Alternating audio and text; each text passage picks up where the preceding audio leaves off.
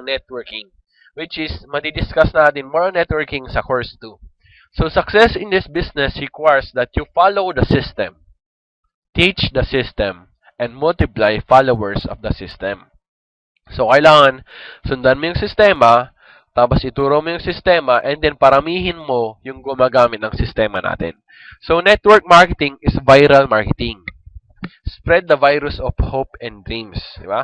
Dito kasi hindi tayo nagbebenta ng load. Ang binibenta natin dito, pangarap. We sell the business by selling dreams. Bakit? Kasi ang tao, pag merong hang inintro sa kanya na business, tapos syempre sabihin mo, una, maliit lang kita, ganun. Pag nakatin na siya ng orientation, mabubuhay ulit yung mga pangarap niya sa buhay. So, ma-realize niya, pag ginawa niya pala tong negosyo, maabot niya mga pangarap niya. So, always inspire other people, always motivate them, bigyan niyo sila ng pag-asa. Step 1, STD. So, ano ibig sabihin ng STD? Dahil magkalat tayo ng sakit, ibig sabihin, sponsor to dealers. Actually, hindi na dealer ang tawag sa atin. Ang tawag sa atin, technopreneur. Pero para maganda yung acronym, dealer na lang, para STD. So, do it in 1 week or 1 month. Depende sa'yo. Kung gusto mo mapabilis yung pagyaman mo, gawin mo siya in 1 week. Kung gusto mo mapatagal yung pagyaman mo, gawin mo siya in 1 month. So, dito naman, sa sponsor to dealers, hindi ibig sabihin na ikaw ang magbabayad ng registration form nila. Siyempre, ang sponsor, ibig sabihin, ikaw yung mentor nila, ikaw yung nag-invite sa kanila. Okay? So, ang tawag sa iyo, kung ikaw nag-invite sa downline mo, ang tawag niya sa iyo, sponsor or mentor. So, step 1, bago maisipin yung million mo, yung 10,000 mo, 100,000 mo, 1 million mo, 10 millions mo, step 1 ka muna. Kasi pang advanced steps na yung earnings. So, dito, step 1, hanapin yung dalawang tao. Focus makes everything doable and helps achieve the goal. So, eto na yung sinasabi ko kanina, bago mo isipin yung mga millions mo, isipin mo muna yung step 1 mo. And then dito, sa networking kasi, kadalasan mali ng mga tao, pinapagsabay nila maraming kumpanya, like 2 or 3 companies.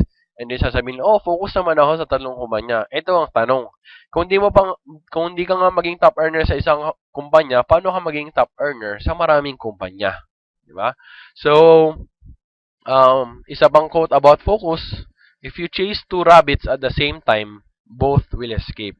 So, focus, 1 company lang tayo, V-Mobile, 1 team, Generals, 1 goal, which is to become a millionaire. Okay? So, 1 team, 1 goal. So, eto, pwede kang gumawa ng prospect list. And then, present to your 10 prospects with the help of the person who introduced you to V-Mobile. So, for example, yung sponsor mo, malapit lang sa'yo, meron akong advice sa inyo. Yung gawa ng prospect list, and then the first 5 prospects na papresentan mo, hindi ka magpapresent. Yung sponsor mo.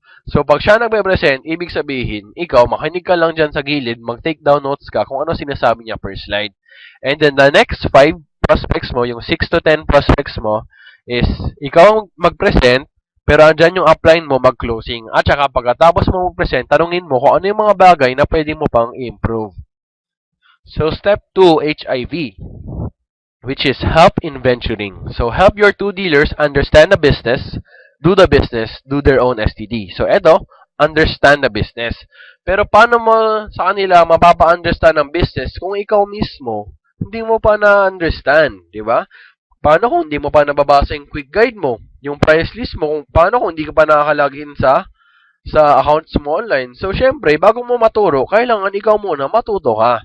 So, para matuto sila, gawin yung negosyo and gawin yung sarili nilang STD. Ibig sabihin, tuturuan mo sila kung paano mahanap yung dalawa nilang leaders. So, do their own STD. Step 3 is AIDS. So, dito, attain independence by duplicating strategies. So, train your 2 dealers to do HIV with their sponsor dealers. So, step 1, maghanap ka ng dalawang tao, dalawang leaders na gusto magnegosyo. Step 2, ituro sa kanila ng mabuti ang negosyo.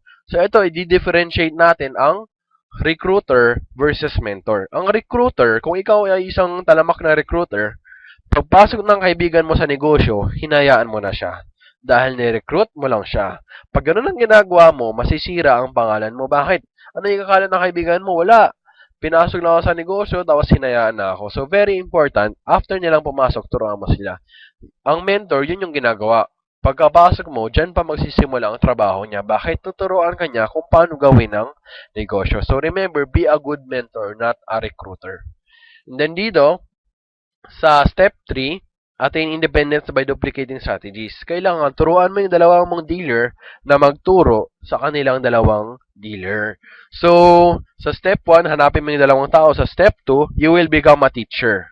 Yung students mo, yung dalawang leaders mo. Sa step 3, you will become a teacher of teachers. Ibig sabihin, pag ikaw yung teacher of teachers, malaki na ang kikitain mo.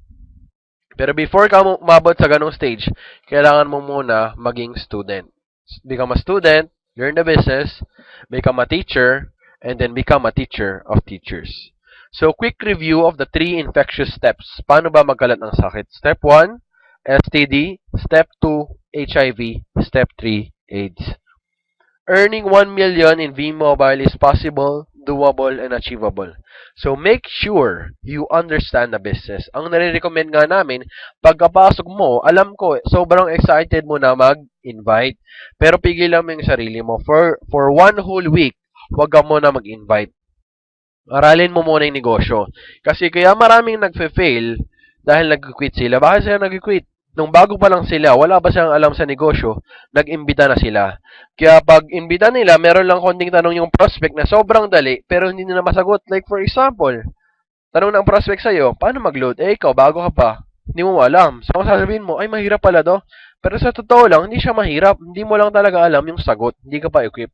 So, for 1 whole week, wag kang mag-invite. Aralin mo yung negosyo.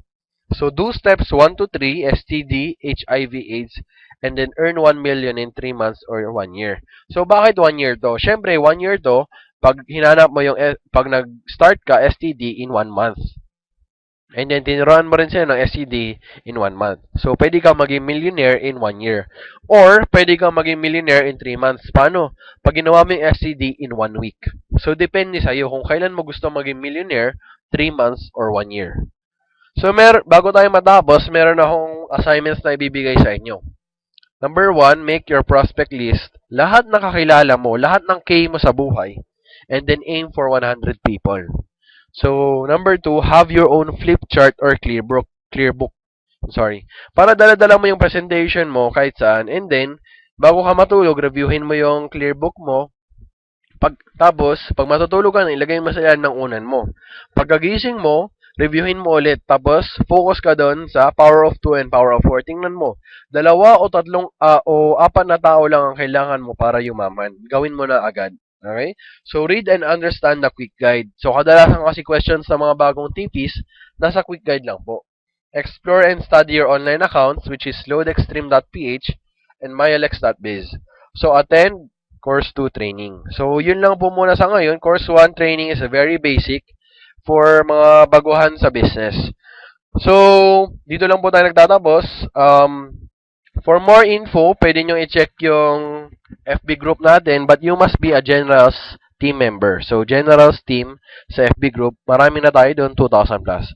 Or you can also check our website, www.vmobilegenerals.com. Once again, this is John Jester Ching. Thank you.